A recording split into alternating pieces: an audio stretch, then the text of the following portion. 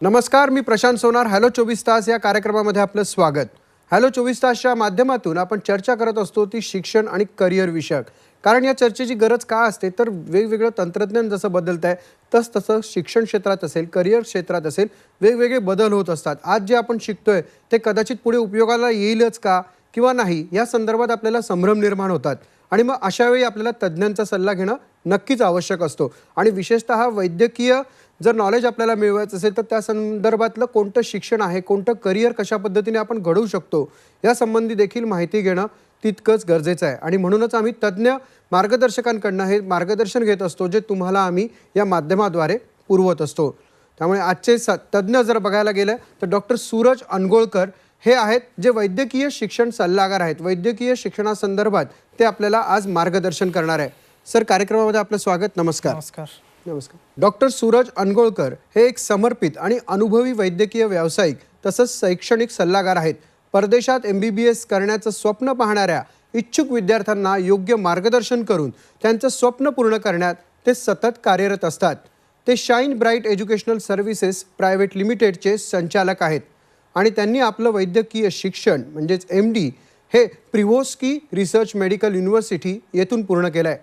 वैद्यकीय क्षेत्रातील सखोल ज्ञान आणि आंतरराष्ट्रीय वैद्यकीय शिक्षण प्रणालीतील उत्तम समज यामुळे डॉक्टर अनगोळकर यांनी आजवर शेकडो विद्यार्थ्यांना रशिया आणि इतर देशातील नामांकित विद्यापीठांमध्ये प्रवेश मिळवून देण्याचा मार्ग सुखकर केला आहे. त्यांचे प्रामाणिक मार्गदर्शन, विद्यार्थी केंद्रित दृष्टिकोन आणि सततचा पाठिंबा यामुळे विद्यार्थी आणि पालक यांच्यातल्या बद्दल प्रचंड असा विश्वास निर्माण करून झालेला आहे. आणि त्याचवेळी वैद्यकीय क्षेत्रात ही मुलं आपापल्या क्षेत्रात अनेक उत्तमरित्या कार्य करत आहेत. डॉक्टर, पुन्हा एकदा आपल्या कार्यक्रमामध्ये स्वागत. नमस्कार. नमस्कार. जसा आजचा विषय जो आहे वैद्यकीय शिक्षणासंदर्भातला, साधारणतः परदेशात मुलं हे 7 ते 8 वर्ष एक अंदाजे आपण बघितलं तर ते शिक्षण घेतात. मग ते तिकडे शिकतात आणि भारतात येऊन प्रॅक्टिस करतात. काय साधारण प्रतिक्रिया असते या विद्यार्थ्यांची? अगदीच बरोबर. जेव्हा एक विद्यार्थी परदेशात जाऊन शिक्षण घेतो, पूर्ण 6 वर्षे तिथे कंप्लीट करतो, ग्रॅज्युएट होऊन पार पडतो, त्याच्यानंतर इथं इंडियामध्ये आल्यानंतर त्याला इंडियामध्ये एक एक्झाम द्यावी लागते. ती आहे FMG एक्झाम किंवा आता येणारी एक्झाम जी आहे ती नेक्स्ट एक्झाम. ह्या एक्झाममध्ये सक्सेसफुली उत्तीर्ण झाल्यानंतर विद्यार्थी इथं इंडियामध्ये खाजगी प्रॅक्टिस करू शकतात आणि सक्सेसफुली त्यांनी इंटर्नशिप करून पुढची NMCची जी रजिस्ट्रेशनची प्रक्रिया आहे ती पार पाडू शकतात. विद्यार्थी जेव्हा जातात शिकायला तेव्हा त्यांनी 4 गोष्टी ध्यानात ठेवून गेलेले असतात की विद्यापीठा ही WHO आणि NMC द्वारा मान्यतापूर्वक आहेत आणि पुढले तिथं पूर्ण एज्युकेशन इंग्लिशमध्ये होतं, तिथं कुठलंच अडीअडचणी येणार नाही. ह्या गोष्टी काही बघून ॲडमिशन घेतलेलं असतं विद्यार्थीने. ही नंतरची प्रक्रिया पण कशा पद्धतीने असते? जेव्हा मुलं येतात त्यावेळेला कशा पद्धतीने करतात? जेव्हा इंडियाला परत येतात त्यांनी नेक्स्टची एक्झाम देऊन इथं 1 इयर इंटर्नशिप करावं लागतं. 1 इयरचं इंटर्नशिप झाल्यानंतर त्यांना सक्सेसफुली NMCचं म्हणजे नॅशनल मेडिकल काउन्सिल ऑफ इंडियाचं रजिस्ट्रेशन भेटतं आहे आणि त्यांनी इथं खाजगी प्रॅक्टिस करू शकतात. डॉक्टर, पण मुळात एक तर शिक्षण कुठलं निवडायचं हा बऱ्याच पालकांपुढे प्रश्न असतो. त्यात वैद्यकीय शिक्षण निवडल्यानंतर कुठली युनिव्हर्सिटी, विशेषतः परदेशात जायचं असेल तर कुठली युनिव्हर्सिटी किंवा कोणता देश निवडावा हे कसं काय ठरवायचं? आता पालक आणि स्टुडंट्स सगळं रिसर्च केलेलं असते की त्यांना जर का इंडियामध्ये सीट्स भेटत नसतील तर ॲब्रॉडचं रिसर्च करून ठेवलेलं असते. तेव्हा 1-2-3 गोष्टी त्यांनी लक्षात घेऊन त्यांनी ॲडमिशन केलं लागते. जसे की मी सांगितलं तुम्हाला, या ॲब्रॉडला जेव्हा जाता तुम्ही ती युनिव्हर्सिटी एकतर पूर्णपणे इंग्रजी माध्यममध्ये शिकवलं पाहिजे. त्याच्यानंतर तुम्हाला WHO वर्ल्ड हेल्थ ऑर्गनायझेशन आणि NMC national medical council of India द्वारा मान्यतापूर्वक असली पाहिजे. तिथले विद्यापीठामधले विद्यार्थी पास होऊन FMG एक्झाम फर्स्ट अटेम्प्टमध्ये क्लिअर केलेत का हे सुद्धा बघणं आवश्यक गरजेचं आहे. तिकडचं वेदर कंडिशन्स थोडं बघून घेतलं तरी उत्तम होतं आहे आणि तिकडची जेवणाची सुविधा जर करता असेल चांगली तर तिकडं ॲडमिशन पालक त्यांच्या मुलांना घेऊन देऊ शकतो. नक्कीच. डॉक्टर, बऱ्याच वेळा असं असतं की रशियामध्ये हे वैद्यकीय शिक्षण चांगलं उपलब्ध आहे असं म्हटलं जातं. तर एक्झॅक्टली रशियामधली विद्यापीठं असतील आणि इतर विद्यापीठं यामध्ये फरक काय आहे? अगदीच बरोबर. आता रशियातले जे विद्यापीठं आहेत हे पूर्णपणे गव्हर्नमेंट युनिव्हर्सिटीज आहेत आणि इतर देशातले आपण विद्यापीठं बघितलं तर तिकडे प्रायव्हेट विद्यापीठंसुद्धा आहेत. आता गव्हर्नमेंट विद्यापीठामध्ये कसं होतं आहे, पूर्णपणे हा एक गव्हर्नमेंटच्या कंट्रोलमध्ये असतो आणि प्रायव्हेट विद्यापीठांचं कसं होतं आहे की तिकडं व्यवस्थित मॅनिफेस्टेशन नसतो आहे. तिकडचं करिक्युलम, अकॅडमिक करिक्युलम जो आहे ते प्रॉपरली जे वर्ल्ड हेल्थ ऑर्गनायझेशन्सच्या युनिव्हर्सिटीजना लागतो ते तसं राहिलं पाहिजे. जसे की आपले पूर्ण 19 सब्जेक्ट्स जे आहेत ते त्यांनी रशियन विद्यापीठामध्ये, गव्हर्नमेंट विद्यापीठामध्ये शिकवलं जातं आहे आणि बाकी इतर देशांच्या विद्यापीठामध्ये काय होतं की प्रायव्हेट युनिव्हर्सिटीज असल्यामुळे त्यांचं कंट्रोल नसतं आहे, गव्हर्नमेंटचं कंट्रोल नसतं आहे त्यावरती. काही ठिकाणी असं होतं की गव्हर्नमेंटच्या विद्यापीठांमध्ये खर्च कमी येतो आपला किंवा प्रायव्हेट विद्यापीठांमध्ये खर्च जास्ती येतो. आता रशियाच्या युनिव्हर्सिटीज आपण कन्सिडर केलं तर तिकडं किमान खर्च एक 2 ते 3 लाख पर इयरपासून चालू होतो. पण प्रायव्हेट विद्यापीठां किंवा दुसऱ्या इतर देशातल्या विद्यापीठं आपण बघितलो तर त्यांचा खर्च जास्तीत जास्त 6 ते 7 लाखपर्यंत जाऊ शकतो. तसंच आपण जेव्हा विद्यापीठ निवडालो आहे किंवा तिकडचं एका देशाला निवडालं आहे तर त्याची आर्थिक स्थिती कशी आहे हे सुद्धा जाणून घेणं गरजेचं असतं. पण मग मुळात परदेशात ॲडमिशन घेताना म्हणजे विशेषतः रशियासारख्या देशामध्ये भाषेचे काही अडचण येते का?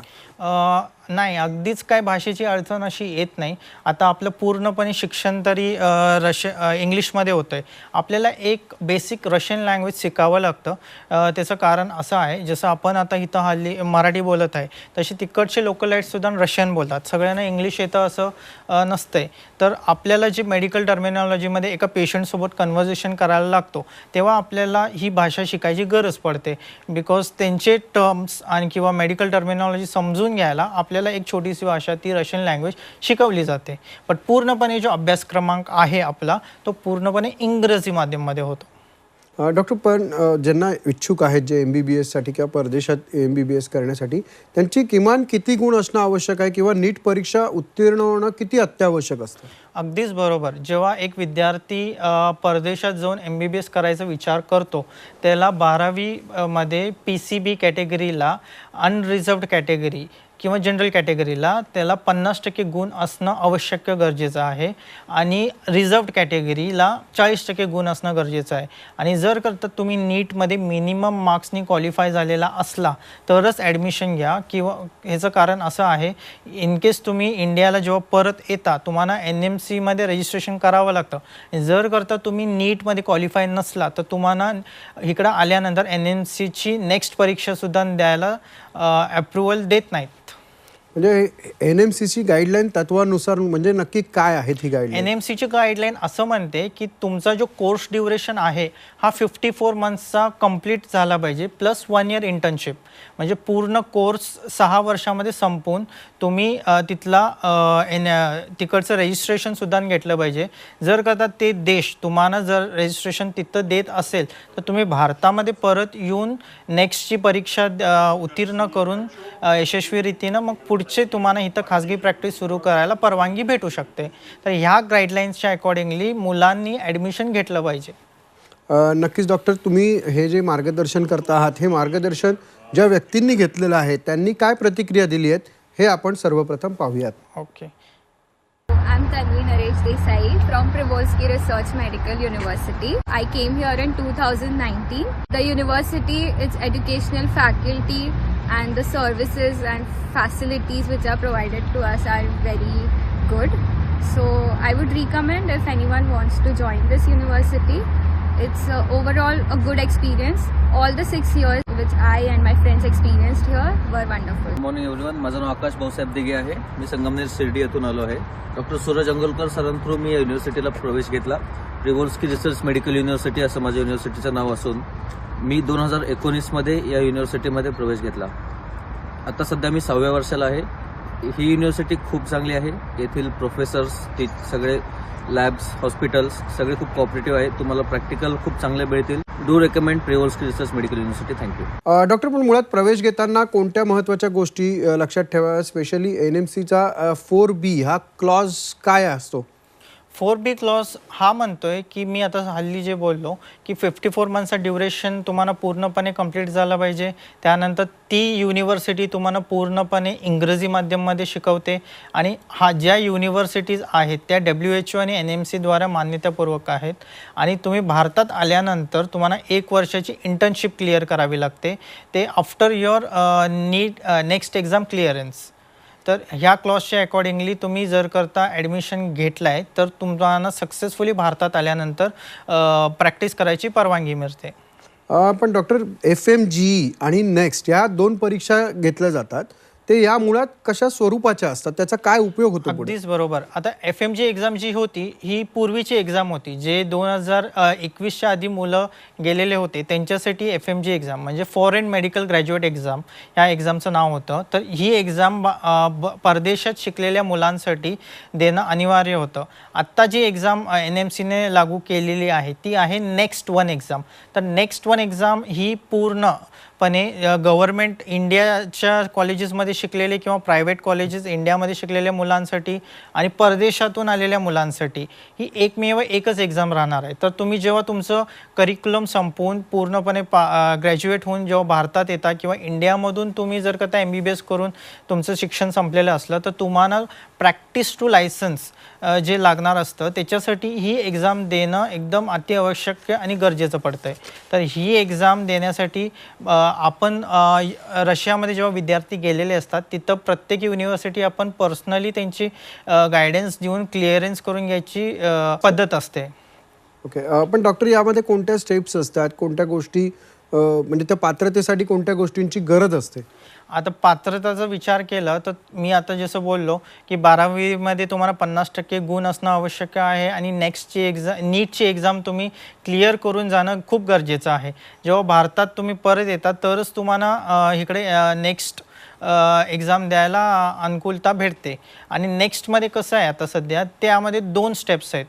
नेक्स्ट 1 ही आपली प्रॅक्टिस टू लायसन्ससाठी होते आणि नेक्स्ट 2 जी एक्झाम आहे ती आपल्या PG एक्झाम किंवा पोस्ट ग्रॅज्युएशनसाठी तयारी करण्यासाठी ती एक्झाम करून घेतात. मग एकदा तुम्ही नेक्स्ट 2 क्लिअर केला तर तुम्ही कुठलीही PG सीट घेऊन इंडियामध्ये पुढे शिकू शकता. नक्कीच doctor shine bright educational services private लिमिटेडकडनं तुम्ही ही तयारी कशा पद्धतीने करून घेत असता? आपल्या इन्स्टिट्यूटतर्फे आपण मुलांना काय करतो, फर्स्ट इयरपासून नेक्स्ट एक्झाम किंवा FMG एक्झामची तयारी कॉलेजमधूनच सुरुवात करून घेतो. प्रत्येक सब्जेक्टचे ग्रँड टेस्ट, मॉक टेस्ट होतात. तिकडे गेल्यानंतर पूर्णपणे त्यांना ऑनलाईन प्लॅटफॉर्म पण दिलं जातं आहे शिकण्यासाठी, जे आजकाल इंडियामधले प्रोफेसर्ससुद्धा चालू केलेले आहेत. ते प्लॅटफॉर्म्स देऊन मुलांची पूर्णपणे तयारी करून घेतो. त्यांचं एक माइंडसेट तयार करून गेलं जातं आहे की इंडियामध्ये आल्यानंतर तुमची एक्झाम कुठल्या रीतीने असते, MCQ पॅटर्नमध्ये किती तुम्हाला मार्क्स घ्यावे लागतात आणि कुठल्या लेवलचे क्वेश्चन्स असतात, हे सगळं आपल्या ग्रँड टेस्ट आणि मॉक टेस्टमध्ये चालू असतात. याप्रमाणे आपण मुलांची पुढची तयारीसुद्धा चालू घेतो. आमचं ध्येय फक्त मुलांना ॲडमिशन घेऊन देण्याचं नाही आहे, बल्कि संपूर्णपणे त्यांचं एज्युकेशन कंप्लीट होऊन इंडियामध्ये व्यवस्थित येऊन प्रॅक्टिस सुरू करणं हे आपलं ध्येय आहे. मुळात ती 12वीची परीक्षा दिल्यानंतर ही MBBSची प्रक्रिया कशा पद्धतीने कधी सुरू होत असते? आता मुळात जेव्हा मुलं 12वीची एक्झाम देतात आणि नीटची एक्झाम संपायला ह्यांना कमीत कमी मे महिना दाटलेला असतो. तर आपली ही जी ॲडमिशन प्रक्रिया आहे ती एप्रिलपासून चालू होते. एप्रिल 10 पासून सीट रजिस्ट्रेशन चालू होतं युनिव्हर्सिटीचं. आपल्या जे रशियाची युनिव्हर्सिटीज आहेत त्याला वर्ल्ड वाईड सीट्स येतात. तर आपण जेवढ्या लवकर होईल तेवढ्या लवकर ते मुलं किंवा पालक आपल्याला संपर्क साधू शकतात आणि त्यांनी संपर्क साधल्यानंतर आम्ही त्यांचं व्यवस्थित गायडन्स आणि काउन्सिलिंग करून त्यांना सीट अलॉटमेंटचं रजिस्ट्रेशन लेटर्स पण देऊ. ह्या प्रकारे पालक आणि मुलं आपल्याला संपर्क साधू शकतात. साधारणतः हा प्रश्न विचारावा की न विचारावा हा प्रश्न आहे, पण बऱ्याच पालकांच्या मनात देखील असेल की मुलं आता एकटे रशियाला जातील, ती राहतील का व्यवस्थित, त्यांची तिकडे सोय कोण बघेल किंवा त्यांची सुरक्षेची काळजी कोण घेईल, काय म्हणजे काय त्याच्यावर? बरोबर, हा खूप महत्त्वाचा प्रश्न आहे. जेव्हा मुलं आता 12वी संपल्यानंतर एकदम लहान असतात, त्यांनी मातृत्वाच्या छायात वाढलेले असतात. आणि आपण काय करतो, जेव्हा मुलांचं ॲडमिशन रजिस्ट्रेशन होतं, त्यांचे पूर्ण डॉक्युमेंटेशन वगैरे प्रोसेस कंप्लीट केल्यानंतर मी स्वतः मुलांसोबत किंवा माझे कोऑर्डिनेटर जे माझ्या टीममधले आहेत ते सुद्धा मुलांसोबत ट्रॅव्हल करतात. आपण तिकडे 6 महिने राहतो मुलांसोबत. पूर्णपणे त्यांनी सेटल होतात का, तिकडचे काय प्रॉब्लेम्स आहेत का, ते सगळं नजरअंदाज करून त्यांचे प्रॉब्लेम सोडवून मग आपण भारताला रिटर्न होतो.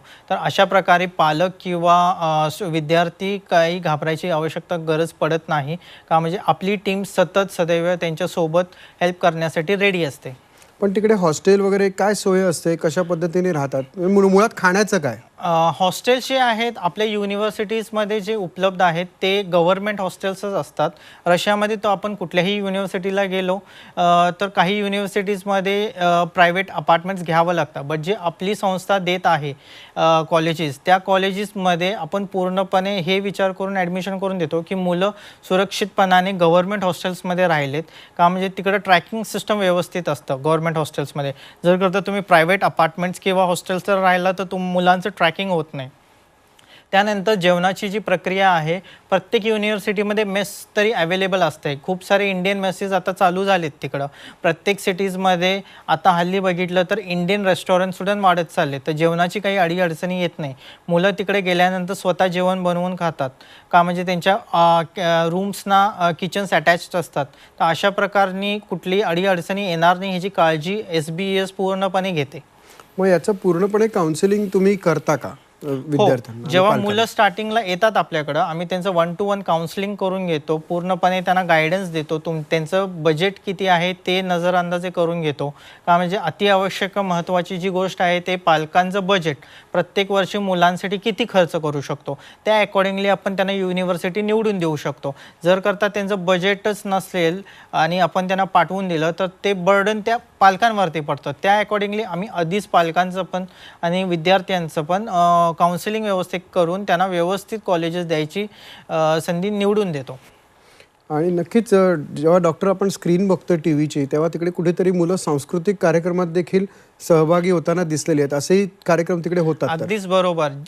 जेव्हा आपली मुलं जातात ते पूर्ण 1 वर्ष तिकडे राहतात. म्हणजे सपोज त्यांचं अकॅडमिक इयर सप्टेंबरमध्ये चालू झालं तर त्यांना वापस यायची संधी एक तर जून किंवा जुलैमध्ये भेटते. तर ह्या टाईमच्या कालावधीमध्ये त्यांनी खूप सारे आपले इंडियन्स फेस्टिवल्स मिस करतात. तर मुलं तिकडं प्रत्येक सणवार सेलिब्रेट करतात. जसं आपला गणपती असो किंवा दिवाळी असो, दसरा असो, तर सगळ्या प्रकारांनी त्यांनी तिकडं सेलिब्रेट करून त्यांना इंडियाचं संस्कृती तिकडे अनुभवता येते, संस्कृती अनुभवता येते. डॉक्टर, कार्यक्रमाची वेळ आता संपत आलेली आहे, पण ज्यांनी कदाचित हा कार्यक्रम थोडा मिस केला असेल त्यांच्यासाठी तुम्ही काय मार्गदर्शन कराल? त्यांच्यासाठी मी हा संदेश देतो, जर करता तुमचं डॉक्टर बनायचं स्वप्न असेल आणि तुम्ही पाहत असला आणि तुम्हाला इंडियामध्ये अडीअडचणी येत असतील, ते काही असो किंवा नीटच्या मार्क्समुळे किंवा बजेटच्या अकॉर्डिंगली, तर तुम्ही आम्हाला डायरेक्टली संपर्क साधू शकता. आम्ही तुमचं मार्गदर्शन करू, तुम्हाला ॲडमिशन घेऊन देऊ आणि तुमचं डॉक्टर बनायचं स्वप्न पूर्णपणे साकार करून देऊ.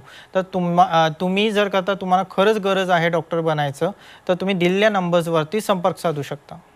नक्कीच डॉक्टर, जे खाली स्क्रीनवर नंबर दिसत आहेत तिकडे तुम्हाला निश्चितच पालक वर्ग असेल किंवा विद्यार्थी असतील, हे तुम्हाला नक्कीच संपर्क साधतील. वेगवेगळ्या माध्यमातून तुम्ही सरांना संपर्क साधू शकतात आणि सरांचं मार्गदर्शन घेऊ शकतात. डॉक्टर, तुम्ही इथे आलात आणि मुख्य म्हणजे वैद्यकीय शिक्षण सल्लागार या अनुषंगाने तुम्ही मार्गदर्शन केलं, त्याबद्दल आपले आभार. थँक्यू. हॅलो 24 तासमध्ये वेळ झाली आता इथेच थांबण्याची. पाहत रहा झी 24 तास.